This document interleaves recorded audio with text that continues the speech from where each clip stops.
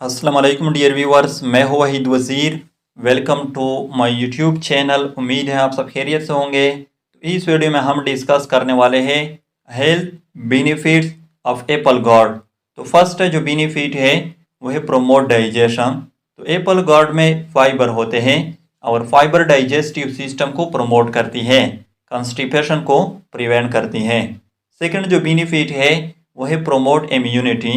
तो Apple God में vitamin C होता है और विटामिन सी WBCs यानी वाइट ब्लड सेल की एक्टिविटी को स्टिमुलेट करती है। थर्ड जो बेनिफिट है वो है प्रिवेंट एजिंग। तो जैसा कि अभी मैंने कहा कि एप्पल गॉड में विटामिन सी होता है, तो विटामिन सी एजिंग को भी प्रिवेंट करती है। हमारे बॉडी में फ्री रेडिकल होते हैं और वो फ्री रेडिकल हमारी स्किन सेल को डैमेज करती है।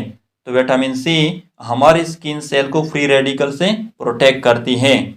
फोर्थ जो बेनिफिट है वो है प्रोमोट आई विजन। तो एप्पल गॉड में जियाजेंथिन होता है। जियाजेंथिन कैरोटीनाइड है और इसका जो फार्मूला है वो है C40H56O2।